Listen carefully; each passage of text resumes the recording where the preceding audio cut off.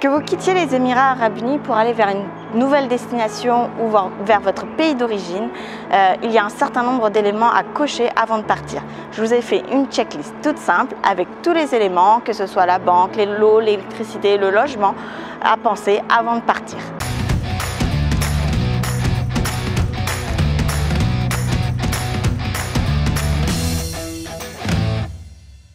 Côté logement, si vous êtes propriétaire de votre habitation, évidemment, il faudra soit penser à la vendre, soit à la mettre en location. Si vous êtes locataire, il y a 3 options. Première option, vous arrivez proche de la date anniversaire de votre bail et dans ce cas-là, comme en France, tous les baux locatifs prévoient une période de préavis, que ce soit 1 mois, 2 mois, 3 mois. Je vous invite à regarder votre contrat pour connaître votre période de préavis.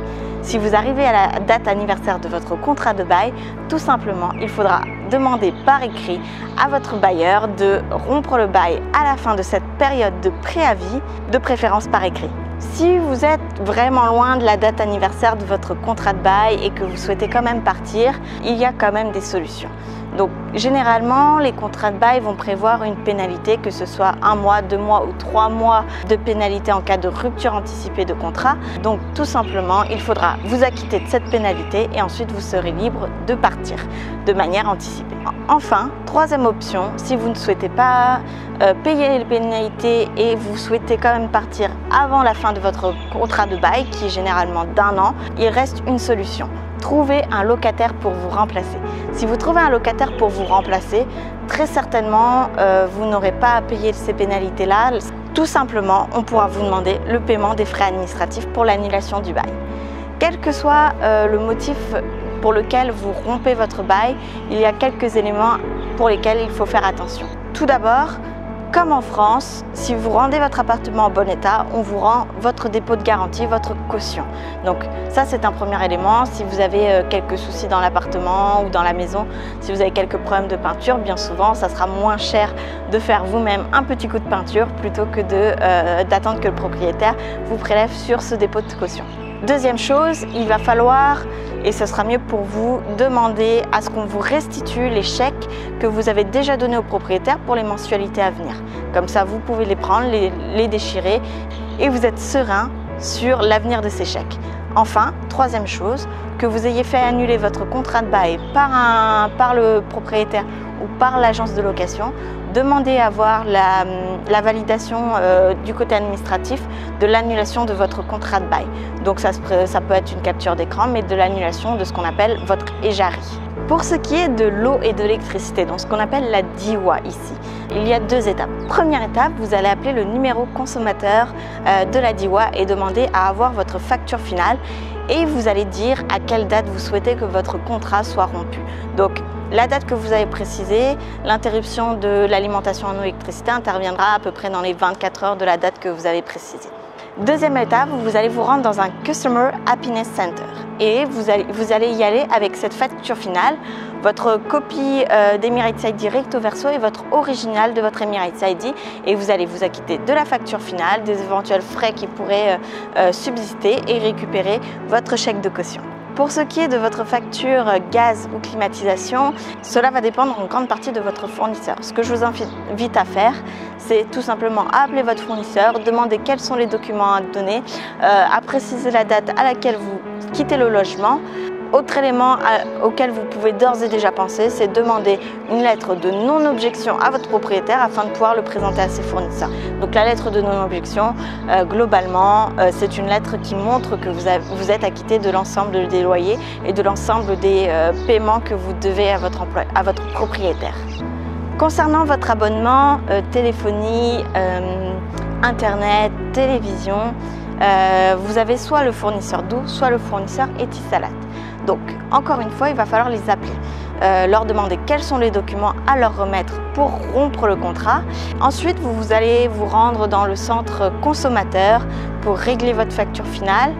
Il est possible qu'une personne doive se déplacer à votre domicile pour récupérer le boîtier internet et le téléphone fixe qui peut vous être fourni.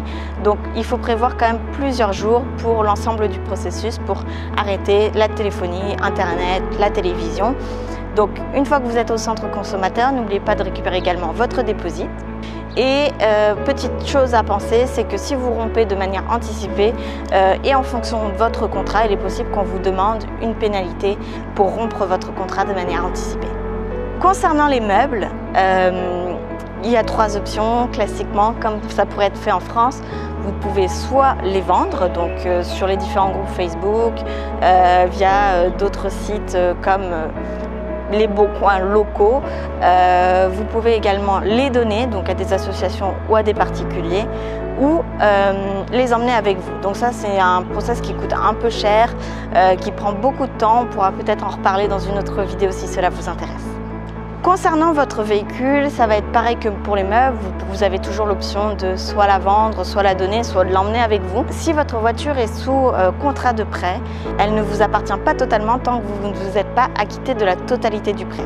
Donc si c'est le cas, je vous invite à vous rendre dans la branche de la banque sous lequel vous avez contracté le prêt, avec votre contrat de prêt, et également votre carte d'enregistrement du véhicule. Votre conseiller bancaire vous dira ce qu'il en est, si vous devez rembourser l'intégralité du prêt, s'il y a possibilité de s'arranger, mais il est fort probable que vous deviez payer l'intégralité du prêt avant de pouvoir soit la vendre, soit la donner, soit l'emmener, ou alors pour trouver un acheteur qui reprendra vos mensualités. Concernant votre compte en banque, alors il y a plusieurs choses à penser. Déjà, payez tout ce que vous devez à payer. N'hésitez pas à aller vous rendre au poste de police, voir s'il n'y a pas des plaintes pour impayés qui ont été émises contre vous, comme ça vous en avez le cœur net.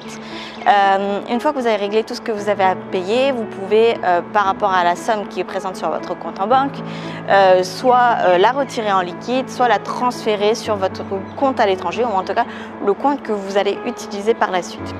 N'hésitez pas à demander d'abord à la banque si vous devez laisser une certaine somme sur votre compte en banque pour éventuellement payer quelques frais administratifs de fermeture du compte en banque. Et enfin, vraiment gros point d'attention, ne partez pas en ayant vidé l'intégralité de votre compte en banque sans avoir rien dit à votre banque, parce qu'il est possible que s'il n'y a aucun fonds dans votre compte en banque et que vous partiez, la banque vous facture des pénalités mensuelles par rapport à ce maintien en vie du compte en banque. Enfin, dernier point, l'école. Donc, comment ça se passe pour l'école? Vous devez demander un transfer certificate, donc TC, auprès de l'école pour montrer que vous retirez votre enfant et que vous n'avez pas d'impayé auprès de l'école. Si vous retirez votre enfant en cours d'année, il est possible que l'école garde une partie des mensualités dues, ou alors accepte de vous en rembourser une partie. C'était tout ce qu'il y a à savoir sur les démarches et sur les différents éléments à cocher avant de partir des Émirats Arabes Unis et plus particulièrement de la ville de Dubaï. Bien évidemment, plus tôt vous vous y prenez, plus vous anticipez sur ces démarches-là, mieux ce sera pour vous, moins il y aura de pénalités ici ou là à payer. Si vous avez la moindre question, je reste disponible dans les commentaires. Je vous souhaite une excellente journée et je vous dis à bientôt dans une prochaine vidéo.